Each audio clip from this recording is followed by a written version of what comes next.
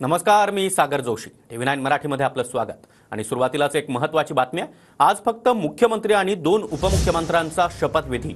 राष्ट्रवादीचे प्रतोद अनिल पाटील यांनी ही माहिती दिली आहे. 7 आणि 8 डिसेंबरला आमदारांचा शपथविधी होणार असल्याची माहिती देखील अनिल पाटलांनी दिली आहे. अधिवेशनाआधी मंत्रिमंडळाचा विस्तार नक्की होईल असं देखील अनिल पाटील म्हणाले. नाही, आज तर तिघांचा शपथविधी होईल हे तर जवळजवळ कन्फर्म झालेलं आहे. 2 उपमुख्यमंत्री आणि 1 मुख्यमंत्र्यांचा शपथविधी आज होईल आणि पुढच्या 2 दिवसामध्ये 7 आणि 8 तारखेला सगळ्या आमदारांचा विधानभवनामध्ये जो शपथविधी जो आमदार झाल्यानंतर करायचा असतो त्याची एक तयारी.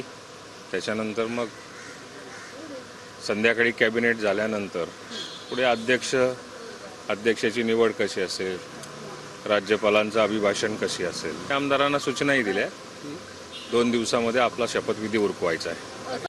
मोदी साहेबांची अवेलेबिलिटी कशी असणार आहे, आता किती मंत्र्यांनी शपथविधी घ्यायचा याच्या बाबतीमध्ये जो काही निर्णय झाला असेल त्याला इम्प्लिमेंट कसा करायचा, आणि त्याच्याबरोबरच आमदारांच्याही शपथविधीला तेवढंच महत्त्व असल्यामुळे आमदारांचा एकदा शपथविधी पार पडल्यानंतर अधिवेशनाच्या अगोदर मंत्रिमंडळाचा विस्तार नक्की होईल. कुठल्याच आमदारांचं इथे खातेवाटपांची इथे मंत्रिमंडळामध्ये कुठल्या आमदारांना शपथविधी घ्यायला मिळणार हेच माहिती नाही, तर खातेवाटपाचा फार लांबचा विषय. त्यामुळे तसला काही विषय नाही कुठलाच.